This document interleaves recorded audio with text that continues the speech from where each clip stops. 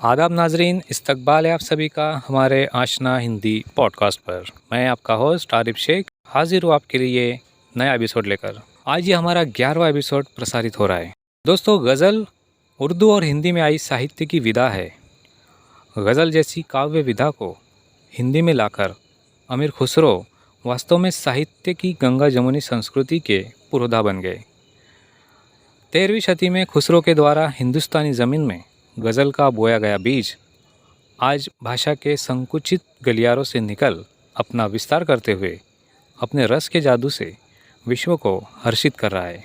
एक ज़माने में प्रेम के अनन्य भाव तक सीमित गज़ल का संसार आज बहुरंगी होकर अनेक विषय एवं इन विषयों की गहनता को नापता हुआ आगे बढ़ रहा है। व्यक्ति मन के विविध भावों के साथ न केवल हर्ष अवसादी बल्कि समाज का यथार्थ चित्रण बड़ी बेबाकी के साथ गज़लों में अवतीर्ण हुआ है। वर्तमान युग की गज़लों में प्रेमी मन की थाह के साथ इस युग के सर्वसामान्य सर्वहारा वर्ग की व्यथा दुख दर्द का गहराई के साथ वर्णन हुआ है।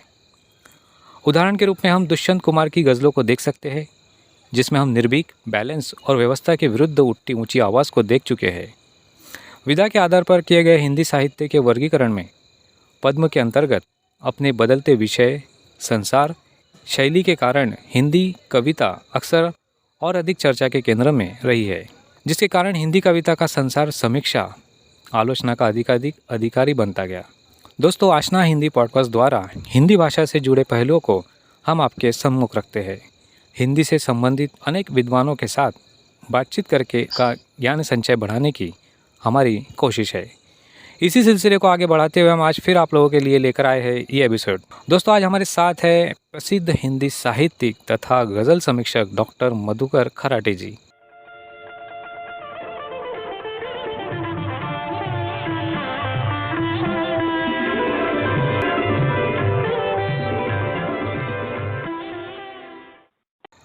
डॉक्टर मधुकर खराटे जी जलगांव ज़िले के बोधवड तहसील स्थित कला, वाणिज्य एवं विज्ञान महाविद्यालय के हिंदी विभाग प्रमुख रह चुके हैं।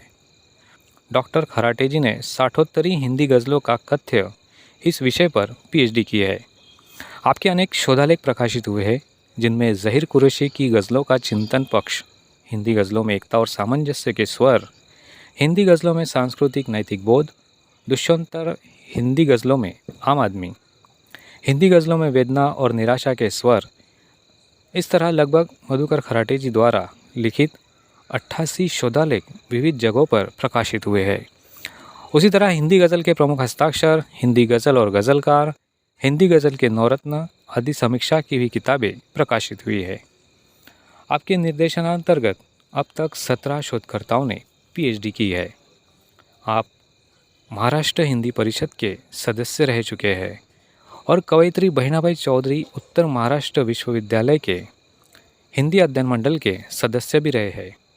उसी तरह आपका आकाशवाणी के लिए बहुत बड़ा योगदान रहा है, जैसे मराठी संतों का हिंदी में योगदान आदि वार्ताएं आकाशवाणी पर प्रसारित हो चुके हैं तथा आपके द्वारा लिखित अनेक रूपक, सांगीतिक और आपके साक्षात्कार भी जलगांव आकाशवाणी पर प्रकाशित हुए हैं, जिसे प्रख्यात उद्घोषिका डॉक्टर उषा शर्मा जी ने प्रस्तुत किया है। हिंदी गज़लों के लिए आपको महाराष्ट्र राज्य हिंदी साहित्य अकादमी मुंबई द्वारा गज़लकार ज़हीर कुरैशी की काव्य दृष्टि इस ग्रंथ हेतु वर्ष 2013 में आचार्य नंद दुलारे वाजपेयी समीक्षा पुरस्कार सहित कई सम्मान मिल चुके हैं। दोस्तों, आशना हिंदी पॉडकास्ट के साक्षात्कार श्रृंखला अंतर्गत डॉक्टर मधुकर खराटे जी से उनके निजी जीवन और गज़ल की दशा दिशा आदि मुद्दों पर आज हम बात करेंगे। तो आइए बातचीत शुरू करते हैं डॉक्टर मधुकर खराटे जी से।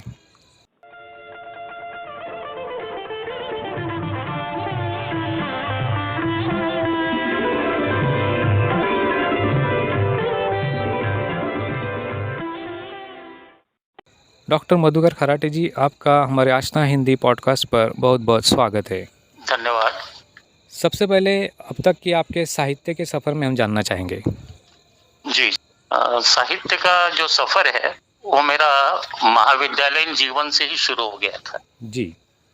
उस समय मैं कुछ कविताएं लिखता था और को समाचार पत्र में प्रकाशित भी होती थी।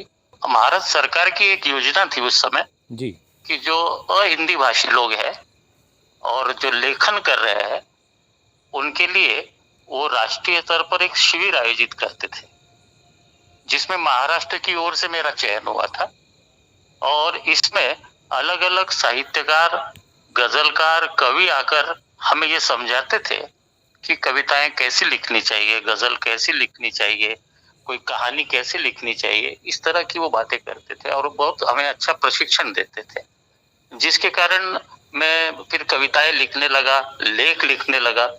और आकाशवाणी पर निरंतर मेरी कविताएं, उस जमाने में मैं लगभग 80-81 की बात कर रहा हूँ, जी। उस समय वो प्रकाशित होती रही, अपने वहां से प्रसारण होता था उसका।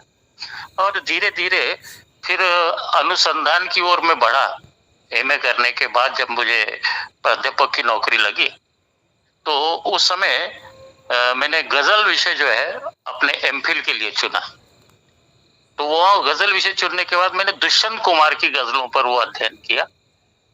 उसके बाद जब मैं अनुसंधान कार्य पीएचडी के लिए कर रहा था, उस समय भारत सरकार की एक फेलोशिप मुझे प्राप्त हुई गजल का अध्ययन करने के लिए। और उसके अंतर्गत अलीगढ़ मुस्लिम यूनिवर्सिटी में मुझे 10 दिन के लिए वहां गजल का अध्ययन करने के लिए केंद्र सरकार ने सुविधा दी।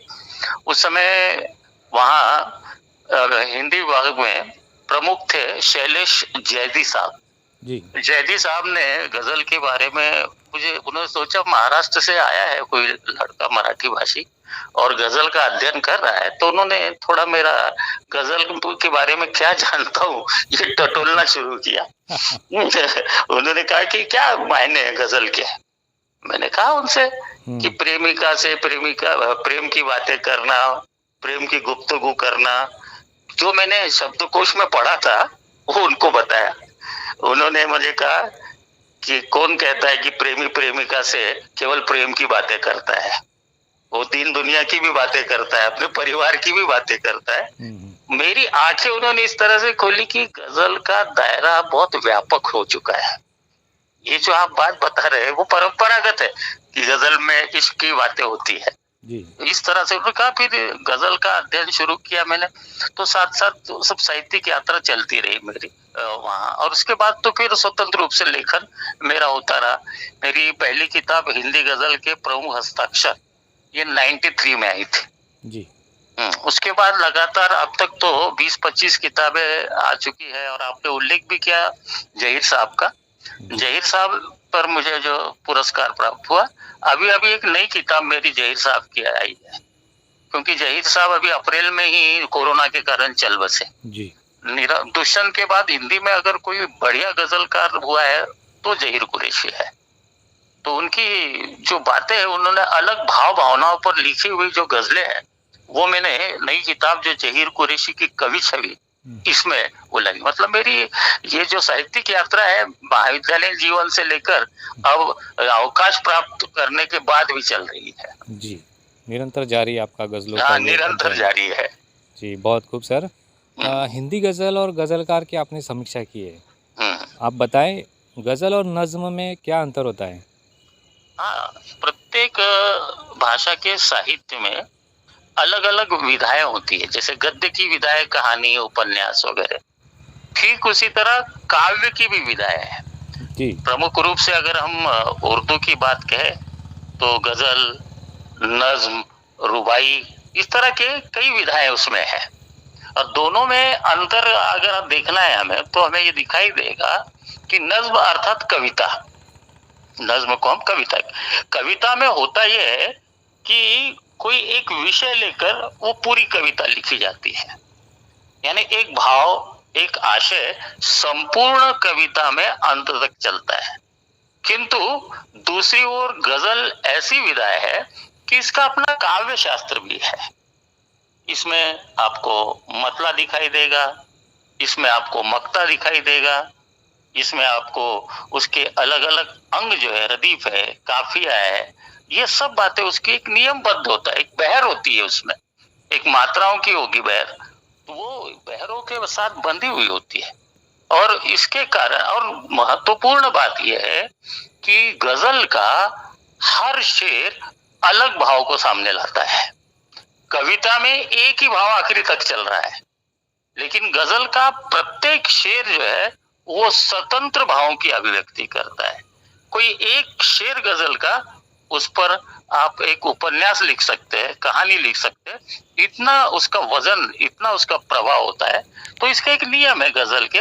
और नज्म जो है वो एक भावभूमि को लेकर चलती है। और नज्म में जैसे आपको साहिर लुधियानवी की एक नज्म में बताता हूँ जी। ताजमहल नाम की, शायद आपने पढ़ी भी हो। हम्म। उसमें वो ताजमहल को वो शोषण का प्रतीक मानते हैं। ताजमहल जो एक शोषण का प्रतीक है। वो कहते हैं, ताज तेरे लिए मजहरे उल्फत ही सही, ताज तेरे लिए मजहरे उल्फत ही सही, अपनी प्रेमिका को कह रहे वो जी। ताज तेरे लिए मजहरे उल्फत ही सही, तुझको इस रंगी वादी से अकीदत ही सही, पर मेरे महबूब कहीं और मिला कर मुझसे। सप्त जिस राह पे हो सतवते शाही की निशान, उस पर उल्फत भरी रूहों का सफर क्या माने। ये ताक, ये मेहराब, ये मुनक्कश दरो दीवार, एक शहंशाह ने बनाकर हंसी ताजमहल, हम गरीबों की मोहब्बत का उड़ाया है मजाक। ये जो नज्म है शायरी की, तो वो एक भाव को लेकर चली है, यानी जो मार्क्सवादी प्रभाव वो हमें शायर को दिखा है। अब ऐसी ही जो बात है वो गजलों में, पूरी गजल में नहीं आता है। कोई एक शेर अगर मार्क्सवाद का आ जाएगा तो कोई दूसरा शेर किसी और भावभूमि का आ जाएगा। ये इस तरह की बातें गजल में होती है। तो ये मूलतः दोनों में अंतर हमें दिखाई देता है। हिंदी गज़ल की लोकप्रियता काफ़ी बढ़ी है और कई गज़लकार सामने आए हैं। जी जी जी। इस समूचे परिदृश्य को आप किस तरह देखते हैं? बिल्कुल बिल्कुल। हिंदी गजल की शुरुआत भले ही अमीर खुसरो से मानी जाती हो, बाद में हम देखते हैं कि कबीर में भी कुछ अंश गजलों के हमें दिखाई देते हैं। फिर हम आधुनिक काल में आते हैं तो भारतेंदु जी जो है उन्होंने भी गजलें लिखी है। फिर प्रगतिवाद की ओर आते हैं तो निराला जी जो है, निराला की गजलें हमें देखने को मिलती है। फिर आजादी के बाद शमशेर बहादुर का नाम हमारे सामने आता है। शमशेर बहादुर ने गजलें लिखी, यहाँ तक कि शमशेर से ही प्रभावित होकर दुष्यंत कुमार ने गजल लिखना आरंभ किया। तो सही शुरुआत जो है हिंदी गजल की दुष्यंत से मानी जाती है। जी। दुष्यंत ने 1975 में जो गजल संग्रह लिखा साये में धूप, उस समय उसका नाम जो था वो यहाँ दरख्तों के साये में धूप लगती है ऐसा था, लेकिन बाद में वो साये में धूप हुआ। दुष्यंत कुमार की गजलों की विशेषता यह है कि उन्होंने अपनी गजलों में सामाजिक और राजनीतिक विसंगतियों पर जमकर प्रहार किया और काफी लोकप्रियता उन्होंने प्राप्त की। इतनी लोकप्रियता कि उनके शेर जगह जगह लोग उद्धृत करने लगे। संसद में सांसद अपनी बात कहने के लिए उनके शेर का सहारा लेने लगे। लेकिन जब लोकप्रियता गजल की बढ़ी दुष्यंत के माध्यम से, तो कई गजलकार हमारे सामने आए, जिनमें हम देखते हैं जहीर कुरैशी है, चंद्रसेन विराट है, ज्ञान प्रकाश विवेक है, हरे राम समीप है। और इन दिनों तो परिदृश्य ऐसा है कि कुछ महिला गजलकारा भी क्षेत्र में आई है। डॉक्टर भावना कुमारी है, वर्षा सिंह है, मालिनी गौतम है, ऐसे कुछ नाम सामने आ रहे हैं कि महिलाएं भी लिख रही है। तो ये सारा परिदृश्य जो है वो एकदम, जिसको हम कहते हैं कि हिंदी में गजल के एक नई लहर दौड़ पड़ी है, ऐसा हम कह सकते हैं। हिंदी साहित्य में गजल का क्या महत्व है? हिंदी साहित्य में जैसे दुष्यंत ने गजल लिखने के बाद कई लोगों ने लिखी, लेकिन जो समीक्षक है हिंदी के, उन्होंने कई दिनों तक हिंदी गजल को विधायी नहीं माना, विरोध करते रहे। उन्होंने हिंदी गजल का विरोध किया। फिर धीरे धीरे इन कवियों ने ऐसा लेखन किया कि इन गजलों को मान्यता प्राप्त होने लगी और अब तो हम देखते हैं कि हिंदी गजल विधा के रूप में स्थापित हो चुकी है। वो तो सर्व जन सामान्य के गले का कंठहार बन चुकी है। इस तरह उसका महत्व दिन प्रतिदिन बढ़ रहा है। अभी आपने देखा होगा कि ये जो हरे राम समीप है, इन्होंने समकालीन हिंदी गजलकार नाम के 3 खंड निकाले हैं। एक एक खंड में कम से कम 200-200 गजलकार है। ऐसे कई खंड निकले कि जिसमें कितने लोग गजल लिख रहे हैं और इसलिए गजल का अत्यंत महत्वपूर्ण स्थान इन दिनों हिंदी साहित्य में है। जी, वर्तमान परिदृश्य में गजल की क्या स्थिति है? हाँ, जैसा कि पिछले प्रश्न में ही मैंने आपको कहा जी। कि ये इस तरह से जो लेखन हो रहा है, उसी लेखन को देखते हुए उसकी आज की दशा से हम दिशा का अंदाजा लगा सकते हैं। और इसलिए अब जो नए गजलकार आ रहे हैं, उन गजलकारों में एक अलग प्रकार की बातें आ रही है। अब वो गजलों में जो विषय आ रहे हैं, बहुत अलग-अलग प्रकार के आ रहे हैं। जैसे ज़हीर साहब की मैं बात कर रहा था कि सूचना क्रांति जो है, उसके आधार पर भी ये जो हमारे नए-नए सोशल मीडिया आ गए हैं, इन सोशल मीडिया पर भी गजलें कहने लगे लोग।